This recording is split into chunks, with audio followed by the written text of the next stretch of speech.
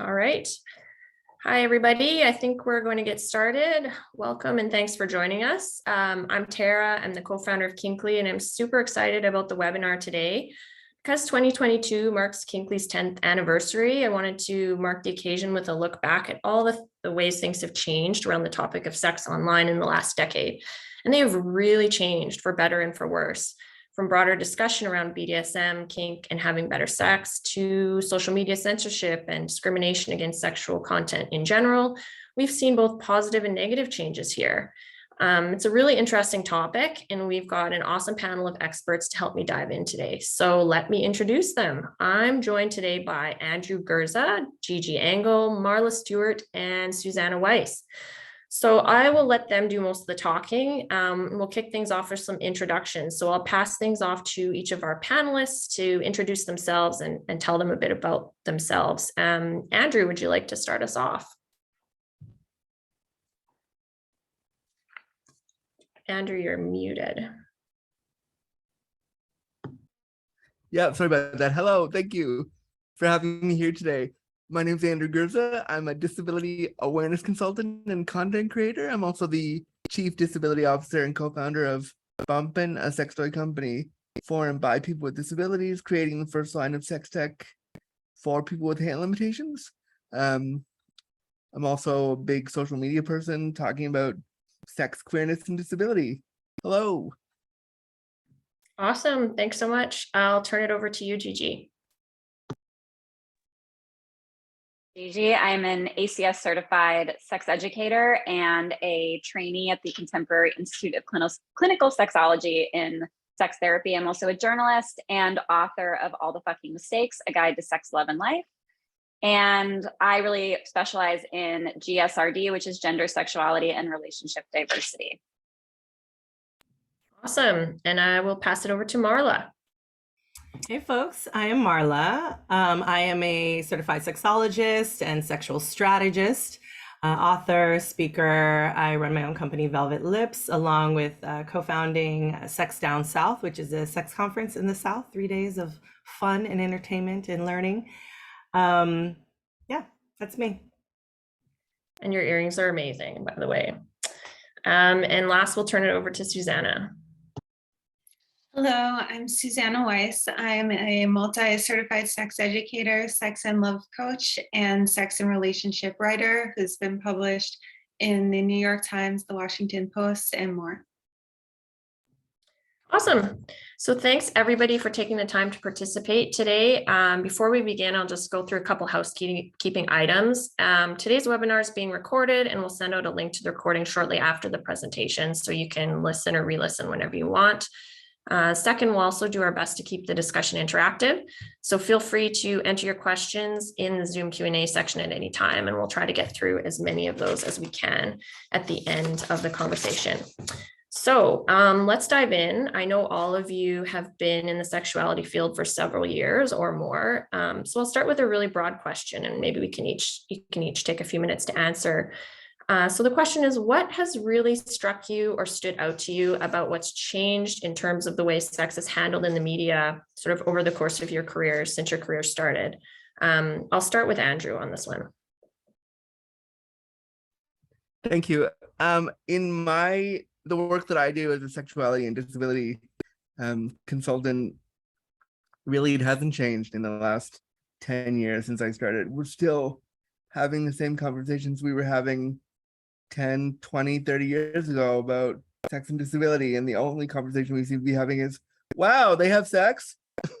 We're still where we were then. I mean, it's changed a little bit with some forms of media. Like, I was lucky enough to be in the latest Queer as Folk, and I've done some adult film to show how disabled people have sex, but really the conversation hasn't really shifted very far, and I think that's because sex and disability is really taboo, and that's a shame. Interesting. I'll pass that question on to Gigi as well. I would say in general, sex has definitely changed a lot, the way it's represented in the media, like in general, not specifically in the intersectionality that Andrew's talking about, but like sort of in general. When I first started out, it was 2012, and there just like wasn't a lot of really good feature writing that was around sexuality. It was quite a underrepresented space.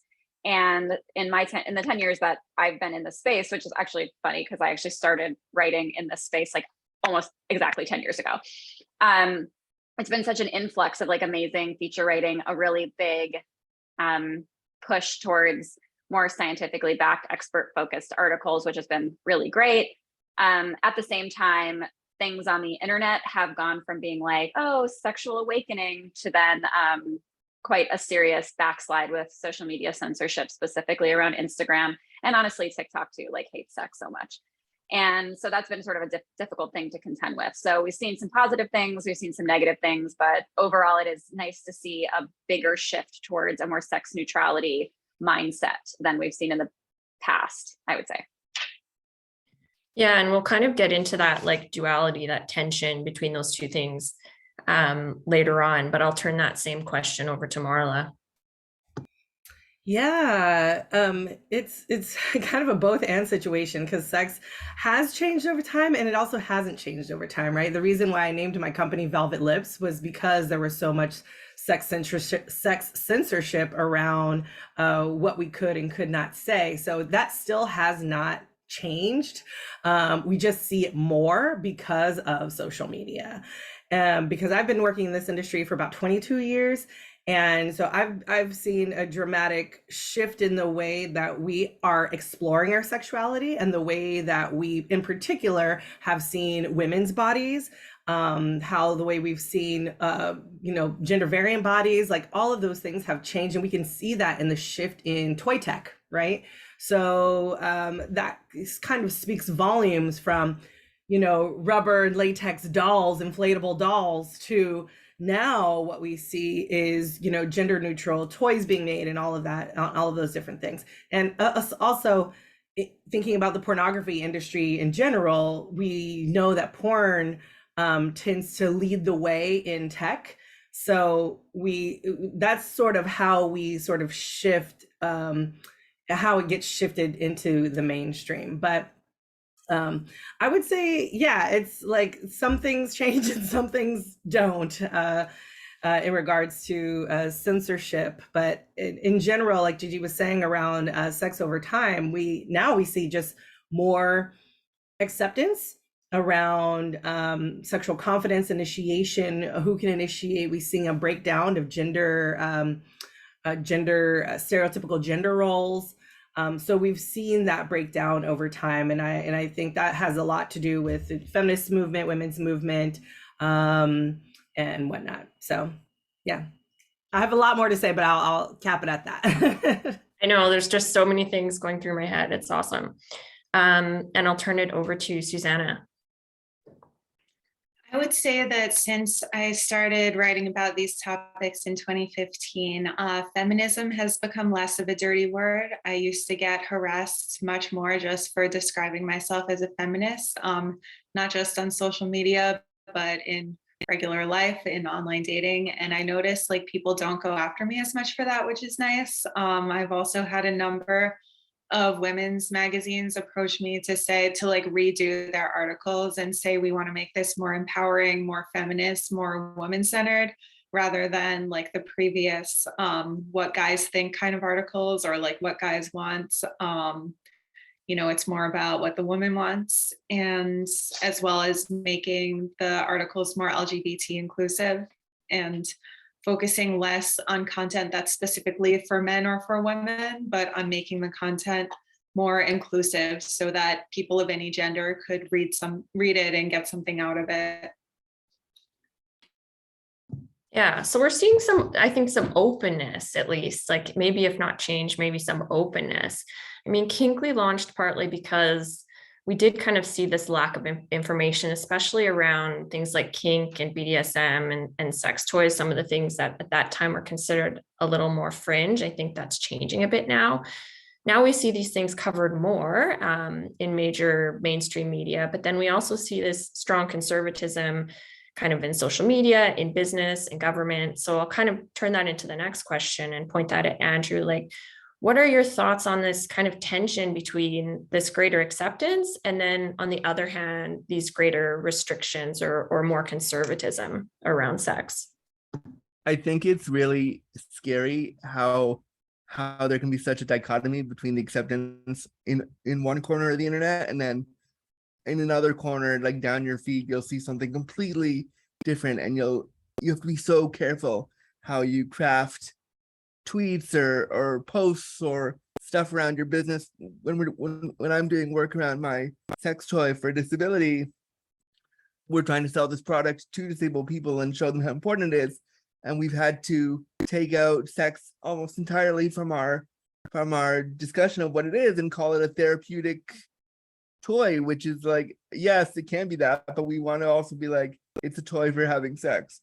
And so it can be really hard because we all want to have this acceptance, but we're being shadow banned and blocked from platforms where it needs to go. And I think I just think the white cis hetero abled people at Facebook and all these places that run all these big companies need to be gutted and start again in order for this tension to resolve. Yeah, I think there's a real lack of education within those platforms. That's kind of part of my feeling. So I'll pass that question on to Gigi. Where? Sorry, what are your thoughts on this tension between greater acceptance and more restrictions on sexual content? Are we allowed to swear? Oh, Is that like fine, or is that bad? Yes, no? Okay, either way. I was just going to say that basically nobody wants to screw Mark Zuckerberg, so he's screwing all of us. And it's like not a great it's like not a great time to be alive in that sense. I actually find being like sort of a public facing person, I was actually having quite of an existential crisis about this today. It is exhausting creating content within these really restrictive guidelines. Like the fact that we're sex educators, we're trying to promote sex positivity, sex neutrality, and we have to rate the word sex as segs is like messed up. Like it's exhausting. It makes me tired. It makes me not want to create content. I stopped creating content on TikTok because I literally said the word masturbation. It was censored. I just said it on the video and I got my account restricted for like 3 weeks. And I was like, fuck it, I'm never making another TikTok again. And I will continue making them because I feel like we need the content, but it is tiring. And it's kind of interesting because like, I'm in the editorial space and I'm on the social media space. And in editorial, I literally wrote an article about alien dildos and my editor was like, hell yes, let's alien dildos. I want to hear all about that. And it was really like, it's so sex positive. It's great, this content we're able to create. But at the same time, it's like I'm getting shut down on every single level in social media. And it is like, damn, I'm tired. yeah. And I think people want that content. So that's part of the, tension that we feel. I'll pass it on to Marla. So same, Gigi, exactly the same. I have definitely grown tired of trying to create content and being able and having to censor and knowing which words have to be censored and which ones don't. And of course, being able to be free and write on my blog and write whatever it is I want, or, and talk to my audiences about whatever I want. But on social media, it seems to be a different story, right? So we can't, because we are blocked. But I think it also allows for opportunities for different companies, such as Kinkly or, different companies that really want to showcase the sex industry. So I think it's just a matter of how do we popularize those and get those more popular so that, the other folks who aren't working in sex or the other folks who need this information can get that information and feel safe and secure about doing so without being policed in any way, right? Because a lot of times, even if we click on an ad or something, right, something will jump up because of the data mining, something will jump up. And so people become afraid to learn more about sex because of all of these other risk factors. So yeah, I absolutely, I'm same boat. And I just hope that we can, as educators, as folks work as sex professionals, I think we need to do more to, uplift those safe and secure sexual communities, instead of relying on, Zuckerberg and, because of the monstrous ability of reach, we do need to help promote these other kinds of companies. So I think it's part of our responsibility too, as educators and as sex professionals. Awesome. I will turn that over to Suzannah.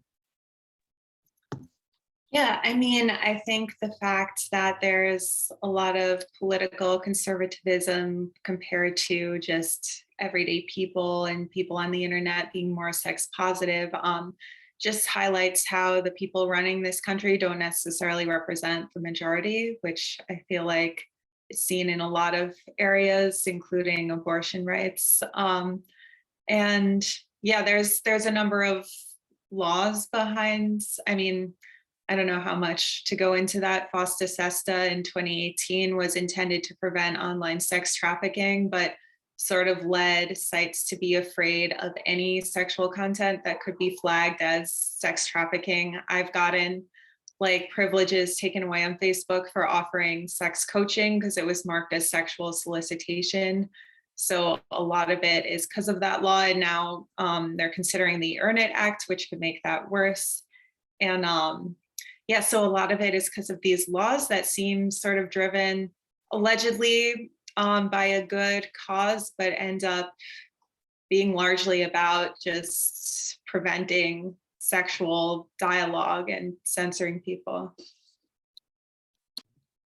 Yeah, and I think we could probably jump into that one a little bit more, because I think a big part of the problem is kind of this lack of nuance around sex as a topic. I think there's more controversial things like pornography and sex work, and we can understand why a company like Meta has concerns about that from a business and legal perspective. But then at the same time, there's not a lot of nuance, and all those topics tend to get lumped together with sexual health, reproductive health. So maybe I'll turn that over to Andrew. Maybe we can kind of dig into why do you think that happens? Sorry, there's a lot to unpack there. Can you ask the question again? Yeah. So Suzannah kind of touched on this lack of nuance around sexual topics where everything gets lumped together. Like Kinkly's been banned from Instagram for sexual soliciting, which we clearly aren't. So it's like, why does everything kind of get thrown in the same basket? I feel like this is a big part of the problem on some of these platforms, because that's clearly not the same thing as what we're doing, what Bumpin's doing. I think we could use more nuance there. Yeah, I think, I mean, it goes back to what I kind of said at the end of the last question. The internet and all these places where we go to try to mine this content is run by white, able-bodied, cisgender men who and companies who are worried about the legality and worried about backlash and worried about being canceled and worried about all these things. We're not putting people in power who are people of color, people with disabilities, sex educators who want to provide that education. We're not putting them at the helm of these services, and because we're not, and we're using them to be inclusive every now and then, but we're not putting them in real positions to make change.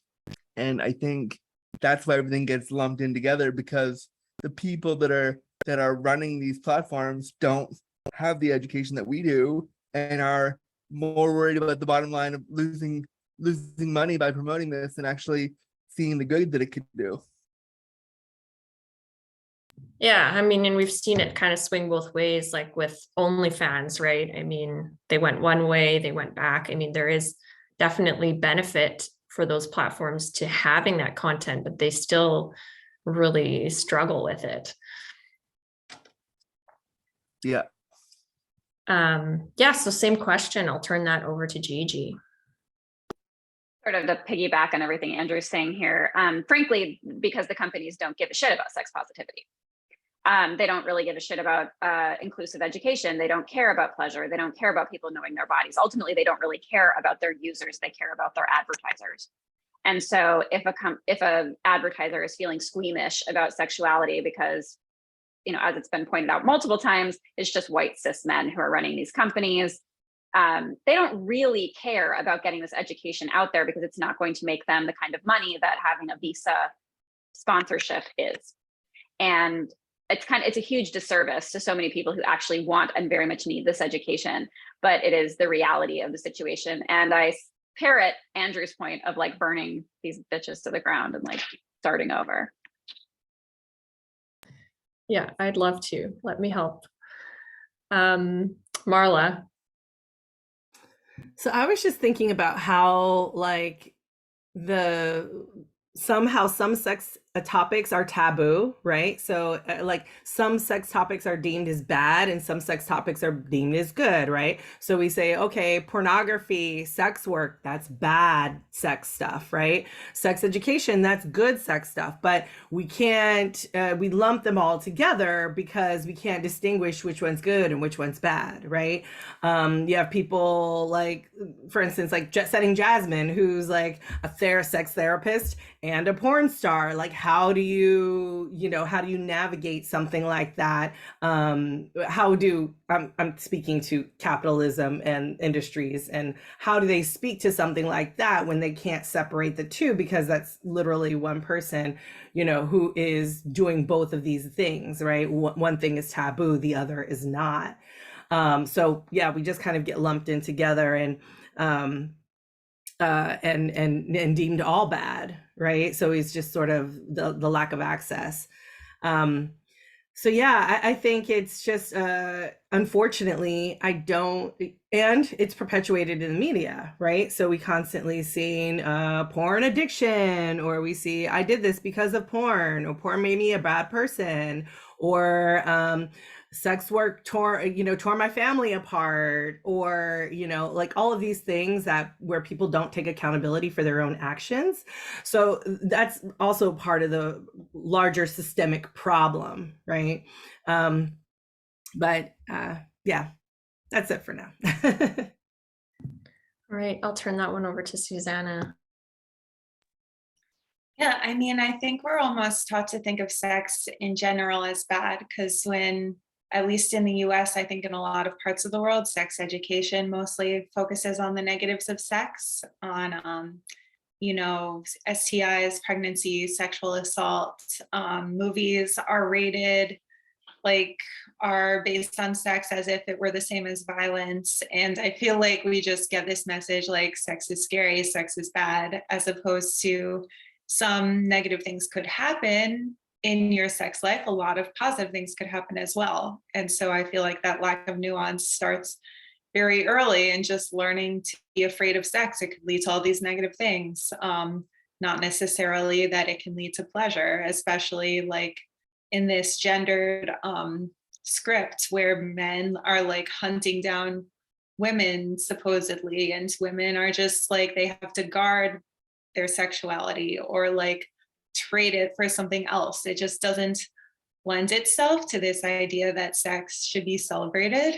And I feel like that just gets us off to a bad start in terms of knowing like what is healthy and what isn't when it comes to sexuality. And I think maybe I'll go here, since you've all kind of commented on this, like, because it's a hard question if you're looking at it from a company's perspective. So what is the right balance? Like, Andrew, if you were in charge of Facebook, you know, what would you do? How would you deal with that problem? Wow, that's a big question. If I was in charge of Facebook, I would burn it to the ground. I would know that I would gut it. I would gut it and start again. I would start it again, and I would bring in people of color, disabled people, trans people. I would bring in all the communities that we pretend to give a shit about and then don't actually do anything for. And say, okay, you're now gonna head up this team, you're gonna head up this group, you're gonna do this. And I would put these people in power and say, show me what you got. Let's do something different to blow this whole idea that sex is a negative, scary thing. I want you to use your lived experience to make something new. And, if it takes us longer to get advertisers and longer to become a big mega company, who the fuck cares? Let's just make something that people actually want to gravitate to. Cool. How about you, Gigi? Really, I would do exactly what Andrew wants to do. But it's if I were not able to burn Facebook to the ground and start over, I would at the very least be like, there would be like allocated resources to sex education, and we'd be speaking to experts and speaking to people like us, like all of us fabulous people. And we'd be talking to like people like, disabled sex experts, not workers. Wow, like, I like literally did what Facebook does there. And like people of color and like all these like different groups of people, and getting their opinions and getting their feedback. And ultimately really what it comes down to is like, if I were running Facebook, sex would matter and sex positivity would matter. And that would be like a huge, how I would try to shift the narrative, as opposed to like being like, oh, all sex is bad, we're just done with that, we're throwing it out. But instead to actually be able to realize that there's nuance, to realize that there is so much value in sex education and sex positivity and the work that all of us create in this like beautiful sphere, and stop trying to perpetuate this narrative that sex is bad, sex is dangerous, like Suzannah said, and start to reframe what sex means. Because if I were running Facebook, I would have that power. Well, and we know that people are getting this content on the internet, like in huge numbers, right? So it is a little weird to sort of shut it down. I'll turn that over to you, Marla. Interested to hear your perspective. Yeah, so if I ran Facebook, what I would actually do is, of course, I would lift the limitations around, sex speech and all of these things. But what I would actually do is put all of those millions and billions of dollars towards political change, and actually do something that's more preventative, that, when people who are, predators who are causing people psychological and physical harm, I would probably go about trying to get someone to draft something politically around how to find and do something around these people who are doing these things, right? So I would try to find some sort of solution with my money around the harm doers, and thinking about ways to possibly transform the folks who are doing harm, so that the people who just need the content and need that information, because they aren't getting it from their families, they're not getting it from their schools, I think it would be, it would be super helpful. So that's sort of how I would probably gain it. I would probably more leverage the financial piece towards politics to make change, as well as, uplifting that the verbiage and ways and access and helping to promote folks who are doing, great work in sex. Okay, and any thoughts from you, Suzannah? I think I would just hire a better customer service team so that people can actually read people's posts and like review people's individual cases, instead of just these algorithms that just are sweeping and just flag everything related to sex. Like that, it's not a very big step, but a good step would be to, if that happens, be able to like contact an actual person and just be like, look at this. I'm not actually engaging in sex trafficking. And then they could be like, oh, you're right. If they can't make good enough algorithms, then maybe they should just hire people to review those things. Yeah. So we've kind of talked about, this negative side, which is definitely, a big thing. And the internet tends to get a bad rap in a lot of ways in terms of sexual content, no matter how you look at it. But maybe let's talk a little bit about the other side. Andrew, can you speak to some of the best things the internet has brought to people's sex lives? The best things that the internet's brought to people's sex lives. You see a lot more, not a lot more, but more discussions of diversity. In sex, you see discussions like, without the internet, I couldn't do the job that I do. Without the internet, I couldn't write the articles that I write for Kinkly. I couldn't write the articles that I write for HuffPo.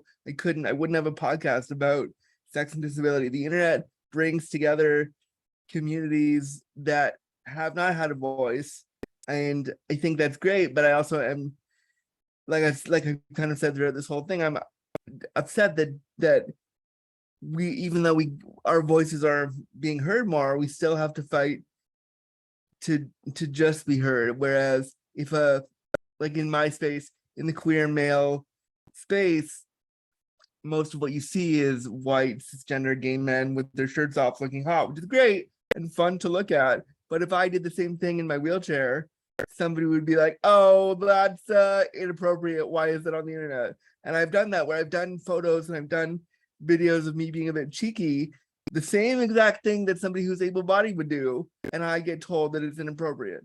So I think that the internet has brought us a lot of great content, and I'm very thankful for it. But I'm constantly struggling with, like, well, my content's not getting the same views as this like influencer, when I'm working just as hard, maybe harder, to get the content out there. So I think that it's done great stuff, but we have a long way to go.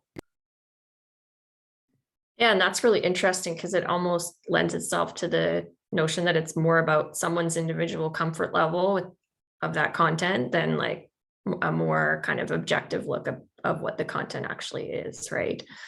So I think that's kind of interesting. So I'll turn that question over to you, Gigi. I don't think anybody here would have a career if it weren't for the internet. So gotta love it for that reason, because like it has I mean, we wouldn't even be on this panel right now if the internet didn't exist. So there's a lot of like positivity that's come out of it. I think it's given me personally like a huge reach of people that I never would have been able to reach otherwise. And being able to spread the education that I spread, that everyone here spreads, wouldn't be possible without the internet. So there's a lot of problems with it, of course, but like can't demonize it because of that reason. It allows us to disseminate such good information to such a large scale audience. And because people aren't getting this kind of education in school or from their parents or from pretty much anyone, we are literally the people who are educating this generation and Gen Zers, and Alpha, as it were, because nobody's getting the sex education. Doesn't seem to be improving in that way. But it's like as these generations are coming up, sex positivity within like communities doesn't seem to be like, if anything, like Donald Trump got elected in 2016. We're not exactly on a high streak here. But at least there's more information on the internet. We're able to explore these topics that you might not have been able to otherwise. And there are like amazing experts that we're able to bring to light in editorial that wouldn't have been possible without the internet. Yeah, totally. I'll turn that over to you, Marla. The best things the internet has brought to people's sex lives. Yeah, I would have to say, again, just ideas, innovation, all of those things. And like Gigi said, just the reach, right? So like even when I'm doing my virtual festivals, my weekend virtual festivals, I get tickets, sold from people in Singapore and like all across the country or all across the world. And that is really exciting that they are being able to access this information in a place where maybe they don't get that information, or they aren't brought up with that information. Everything that it seems to be sort of hidden or taboo. So yeah, I think the best thing the internet has brought to people's lives, I just feel like it's the spread of ideas, innovative technology, the ability to see what other people are doing, right? So it's like, hey, I've used this toy, or hey, I did this sexual excursion somewhere, and like, you should check it out too. So I think it helps people to bring about new ideas, which in turn helps them to get more variety in their lives. Because we all know variety and unpredictability are the spice of life.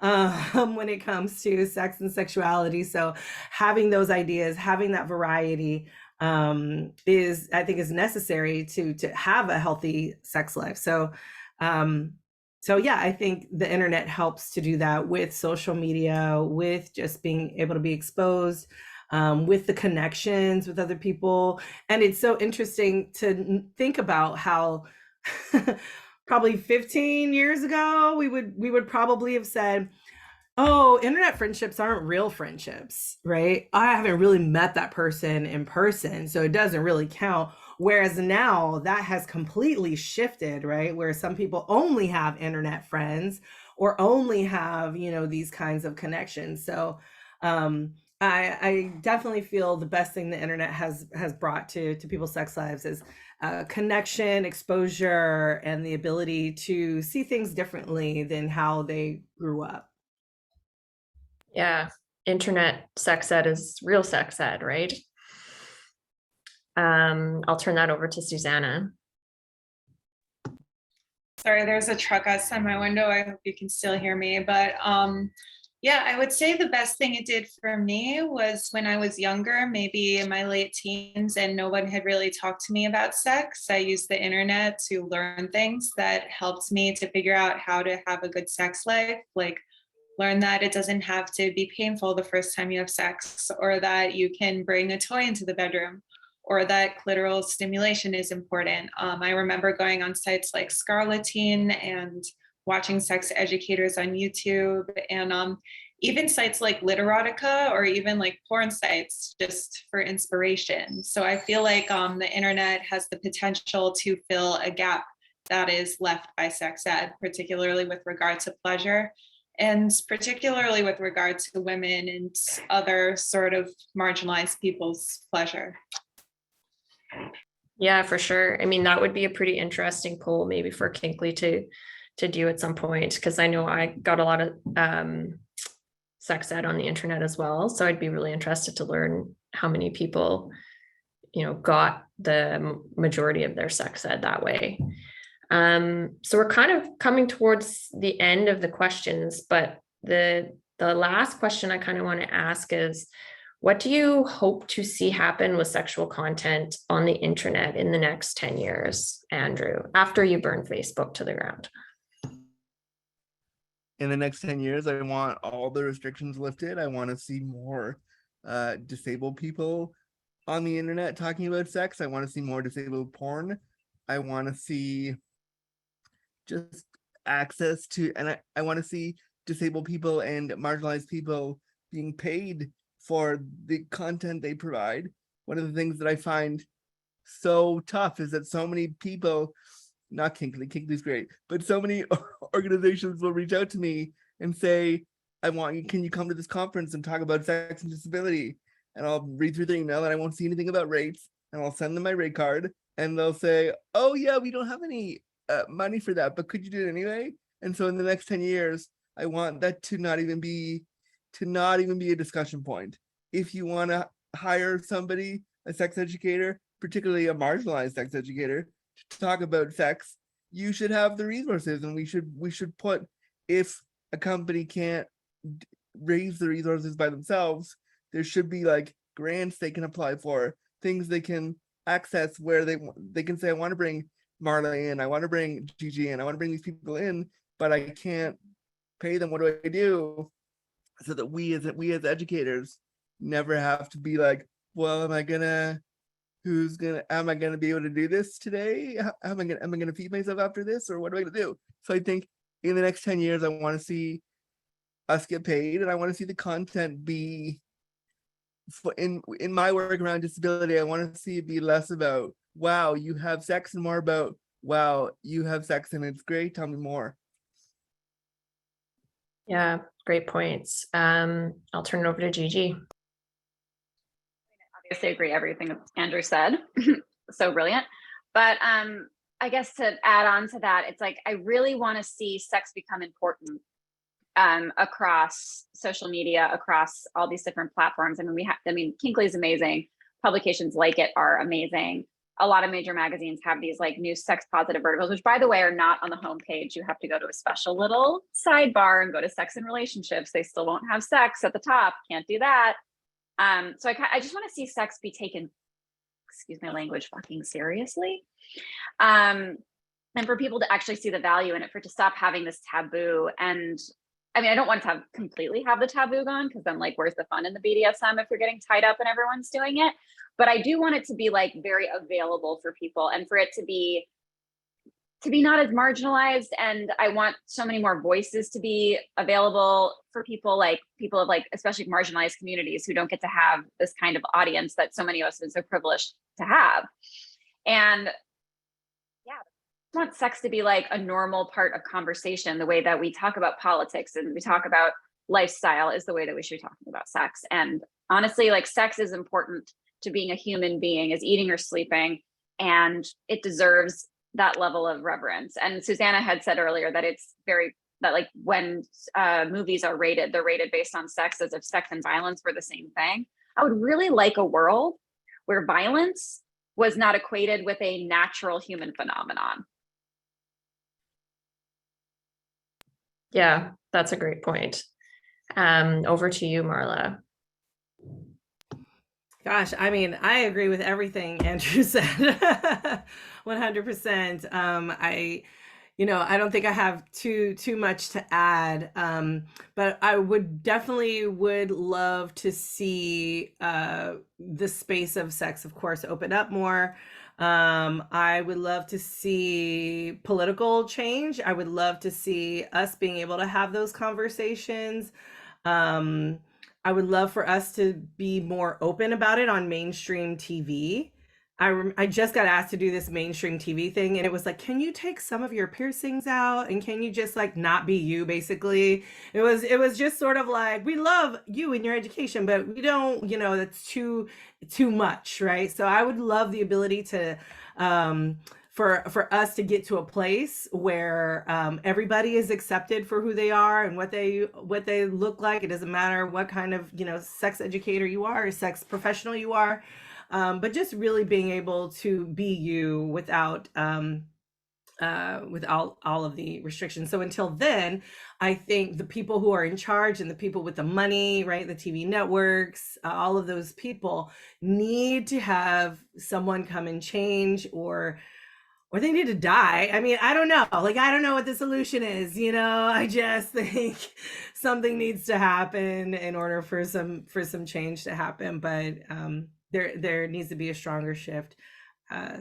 So yeah, I would love to see more of us being out in the world, being able to be ourselves and speaking sex openly and honestly and from the heart. And telling folks how pleasurable and amazing sex can be.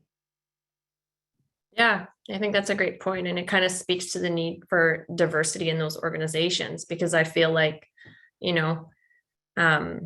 they put Marla out there with the piercings and the amazing earrings, like, people will be totally down with that, right? But they got to kind of just dive in there and let it happen. I'll put Suzannah up next. Yeah, I think more of what I said, of websites and videos and different programs that can fill gaps left by sex education. I mean, ideally in the future, sex education will also be better, but in the meantime, I think the internet has a huge potential to educate people. There are already a lot of sites for adults, like Oh My God Yes and O School and Kinkly's Sex Ed. And I think there could be more that are specifically for youth, and just I'd like to see these sites get more attention. And as well as there's already a lot of overlap between sex work and sex education that doesn't always get acknowledged. Like, a lot of OnlyFans accounts and cam models are educating people. There's also even educational porn. There's a site called Afterglow that has an educational porn series. So I think more of that would be great, since people are watching porn to get education anyway, to just embrace that. And maybe that starts with challenging that dichotomy between sex work and sex education, or sort of highbrow and lowbrow sexual content. Yeah, for sure. And on Kinkly, we've really found sex workers are great sex educators. I mean, they have a lot of experience and diverse experiences, right? So I think people discount that, but they have amazing insights. So that's kind of the final question. That brings us to the end of the discussion portion. So thanks everybody for sharing your insights. We're going to jump into the Q&A section and kind of dig into some of these Q&As. So for everybody watching the webinar, if you have questions, please share them with us through the Zoom console, and you can use the anonymous feature if you prefer. We'll try to answer as many as we can. So the first question we have is, what can people do to advocate for better access to sexual health topics online? I'll just let anybody jump in if you feel strongly about it. Just kind of raise your hand and you can go for it. Can you repeat the question? What can people do to advocate for better access to sexual health topics online?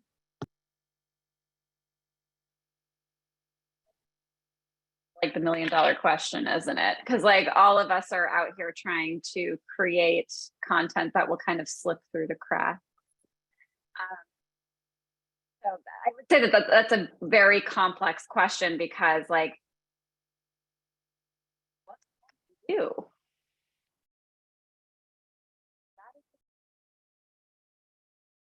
You're going out a little bit, Gigi. Yeah, we're Can't really losing you a hear little you bit. the end of it.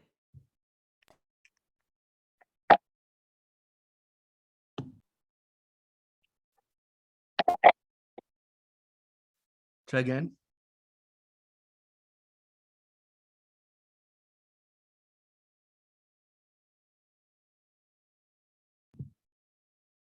If anybody else wants to jump in on that one too, we can take that on while Gigi adjusts her. We still can't hear you, Gigi.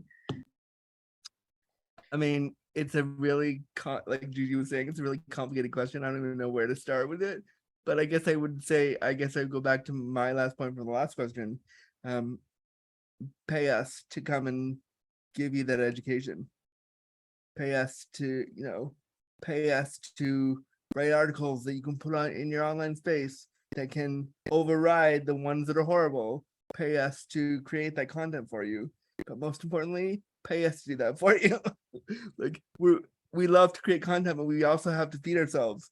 But I think the more you pay sex educators, sex workers, marginalized community members talking about sex, the more content we'll want to make for you that is going to override all the negative stuff. Yeah, I agree. And then I also think like, if you are afraid of, or you're, don't necessarily know how to advocate, I would definitely say like, hey, give your money to maybe an organization that that feels good to you. So maybe a repro justice organization, or maybe Planned Parenthood or whatever, right? Like giving them your money and then being like, hey, this money is dependent on you bringing this sex educator that I want to see, right? And maybe having an event. So that's a one way that you can help advocate for sexual health online. So having them host a conference, or having them host a session or something like this, where they can have the millions of dollars to bring in whomever to speak. So I think that would be a good way. And if you donate to them and say like, hey, I want this money to go towards this, that they are, because they're nonprofits, they're able to navigate that in a better sense. And I think also, like I said, they have the money to back that up. So yeah, maybe getting with other companies and organizations who have the money, and being like, or maybe advocating at your job, right? So maybe you have a corporate job and being like, hey, I overheard, I don't know, Susie Q talking about, her boyfriend issues or whatever. Like maybe having, like, what if we had something around relationships and or what if we had something around communication? So, to help with relationships, or to help in your coworker relationships, because there's several things that can overlap with sexual health that we often don't think about. So, I think also pairing up with, therapists. So if you have your local therapist, maybe that you work with, saying like, hey, I would love for you to maybe do something, or pair up with an educator or another sex professional. That would be helpful. So maybe thinking of just sort of strategic ways of kind of bringing in the person. And of course, what Andrew said, you could always bring them in directly, or having some, private coaching or whatever it is you need by that sex professional, hire them directly. Did anyone else want to hop in on that one? Yeah, similar to what other people said, you can support the people who are doing work in sex education that you like, and not just payment, but even just following us and sharing our posts makes a difference. And in terms of political action, you could look up the Woodhull Sexual Freedom Foundation. They have a fund specifically for a lawsuit they're fighting against Fosta Sesta, and a petition against the Earn It Act, which would worsen online censorship. So those, you could sign that or donate to them. Yeah, that's a great point, because that could definitely affect people's access to this kind of content in the future. Anybody else? I've got a good question here. It says, what specific topic have you not done research, writing, or work on yet that you'd like to pursue in the future? Does anybody have any thoughts on that?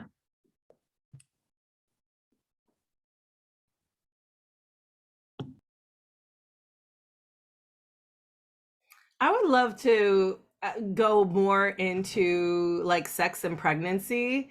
I wrote an article on it, while being pregnant, and I think like I would love to see more content around that. I think there's a lot of educators who have had children or whatnot, and we don't necessarily speak about the sexual aspect of it. So I would love to dive a little bit deeper into sex, before, during, after pregnancy, and what that looks like. So I'm trying to work on second baby now, so it's sort of like bringing it back all to the forefront again for me.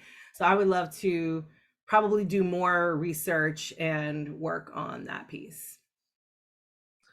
I think I want to do more writing on grief and sex and disability, and what it's like when your body doesn't do the things you want it to do, and when you're in the bedroom with somebody because you're disabled. And I talk about that a lot on my social media, but I haven't properly sat down to write a big long journalistic essay about how I feel about that, because when I started having sex, my body could do certain things 20 years ago that my body can't do now because of disability. And the way I see myself as a sexual being, especially in this very archetypal queer male space that I often find myself in for sexual pleasure, I often feel like I'm not enough because my body keeps changing, and I have to constantly be adapting to what my body is doing versus what I want. And I haven't really dived into that enough. So I think going into a space where I could just go into like a dark space and talk about that for a little bit would be, for me, would be really important. And I think a lot of other disabled people would read that and go, or people who are marginalized would read that and go, yeah, me too, I understand that. So that's somewhere that I'd like to go. Anybody else want to tackle that one? I'm into really exploring really niche fetishes. So there are plenty that I'm trying to look at now. One specifically that I want to look more into is clown sex, and people who like to have sex dressed up as clowns. And that's something I'm looking for a home for now, because I find it incredibly fascinating, both from the perspective of that there is like the fun, playful element of clowns, but also the fear aspect of clowns. So that's kind of what I'm thinking of. I know that's a less important topic than some of the ones that were talked about, but it is something I'm very interested in at this moment. Hey, it opens people's eyes. And I know, having worked on some of the definitions on Kinkly around fetishes, there's actually really limited information around that kind of thing. Like maybe there's a little online community. There's definitely people who are into it, but actually learning about Email it. me, we'll make a difference. Yeah, exactly. Something that I've thought about a lot, and because it's been helpful for me, is sort of bridging sexuality and spirituality. I think things like Tantra and breath work and meditation and yoga can be really helpful for people's sex lives. And there's not that much research on it. There actually is some research on yoga that's really promising, but I think most people, maybe not most, a lot of people roll their eyes when you talk about those sorts of things. So I would like to see either do more research on that or see research done on those things so that we can sort of bridge that gap between what's considered woo-woo and what's like considered data-based evidence. Totally. Did anyone else want to jump in on that? Oh, I think everyone's tackled that one actually. Okay, so we just have one kind of question to close up the session. How can we support businesses in the sexual health and pleasure space when so many platforms discriminate against them?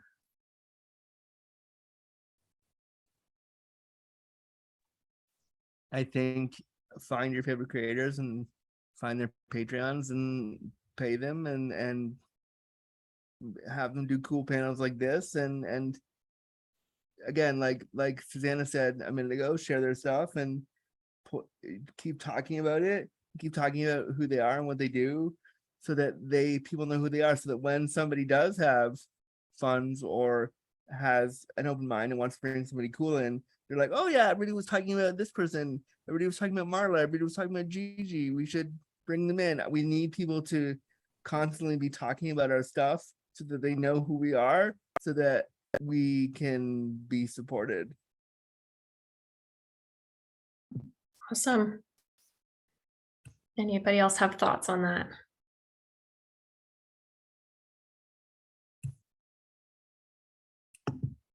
No, that's okay. So I guess that closes up the webinar for today. Thanks to all the attendees. We hope we gave you lots of things to think about. And thanks again to the panelists for sharing your time and expertise. You can learn more about Kinkly's 10-year anniversary. Today's the last day that we're kind of having a little celebration on the site at kinkly.com/10 years. And as mentioned earlier, we'll send out a link to the recording shortly. If you have any questions, please don't hesitate to get in touch. We'll put all our contact links in the chat now. So thanks everybody, and until next time.